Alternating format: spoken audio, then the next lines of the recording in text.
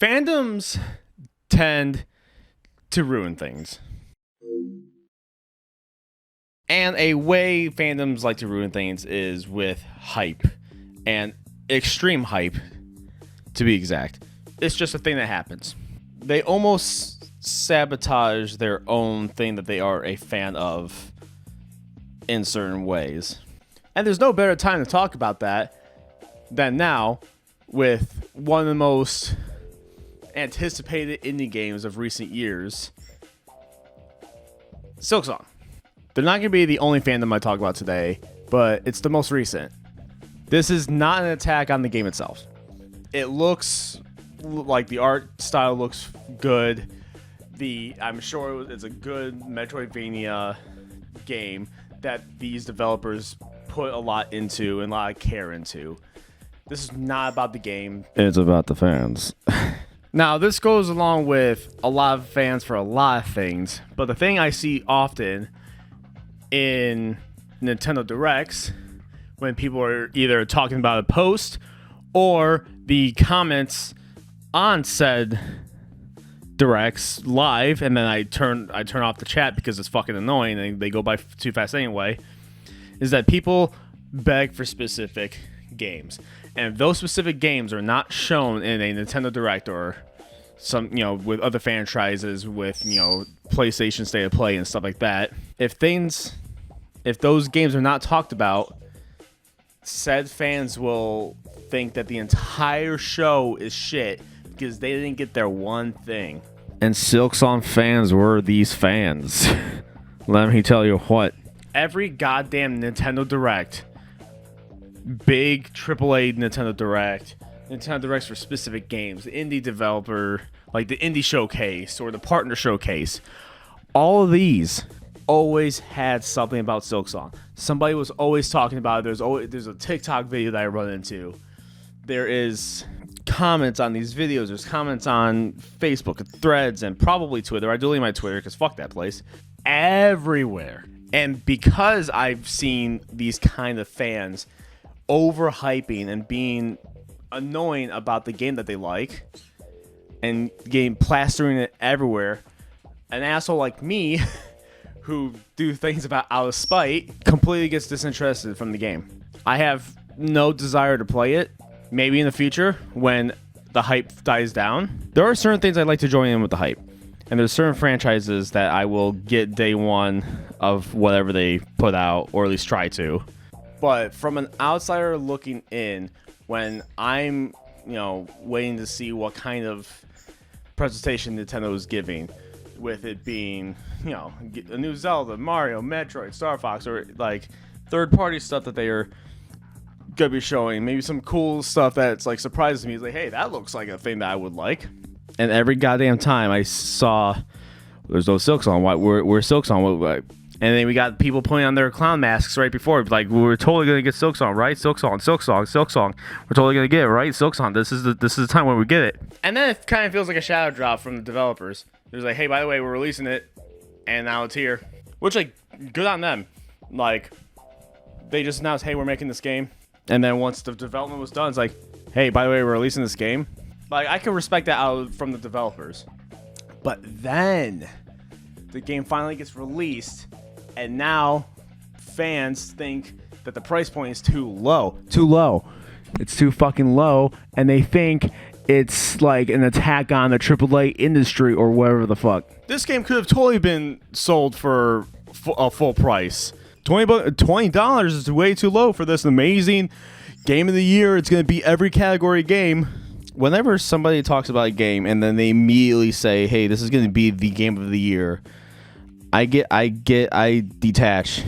Like me personally, I have to get into the hype of a game before rabid fans start talking about it.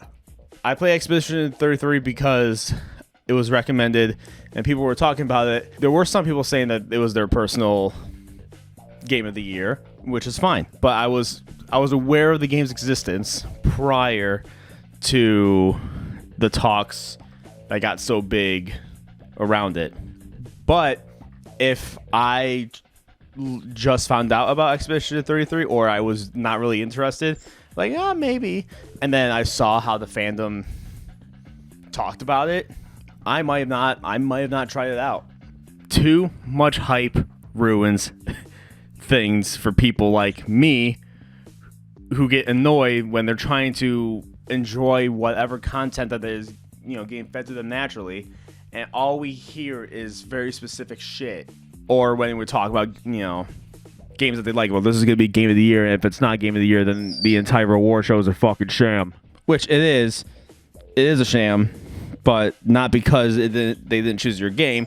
It's because shareholders run the goddamn place. I wouldn't be surprised that fucking Death Stranding 2 wins game of the year just because Jeff sucks off Kojima at every press conference. But the developers set this game. They released it. Hey, I hope you like it. And it's $20. And we would sell it for lower, but we need to also make money because that's where they value the game. And they know that they can make a profit off of that money. It's a small studio, and it's an indie game. You expect an indie game to release their games for less money because they don't have to pay as many people. And I'm not saying not a lot of time has gone into it because a lot of time has been put into that game.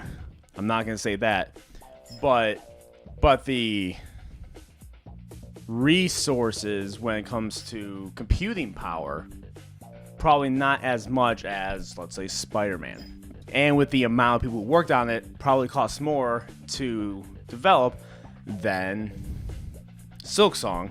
And the developers actually have some integrity and be like, hey, we could sell this for more, but we want the most amount of people to play it, and we're going to sell it where we could still make a profit, but it's not going to break anybody's bank.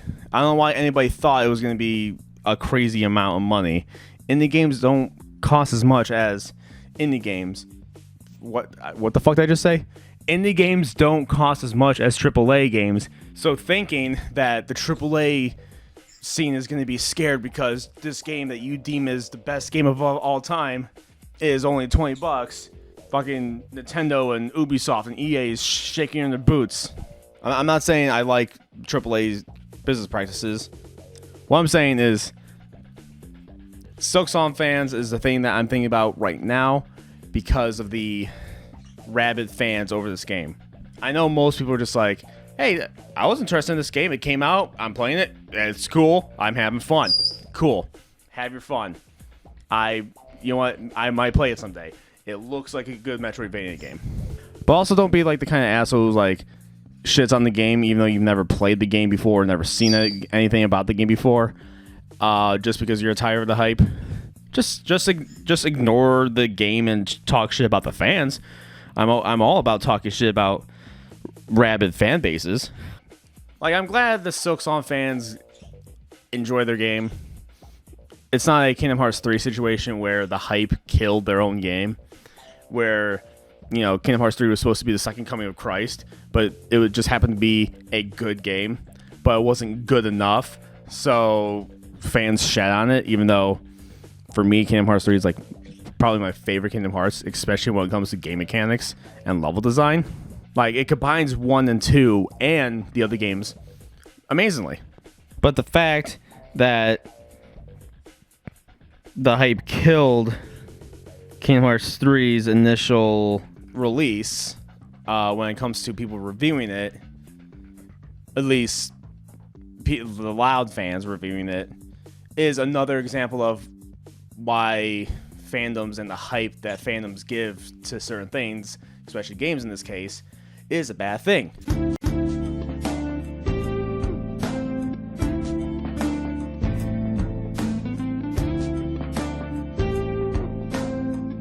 Everybody needs to temper their expectations and be more realistic in how they review things.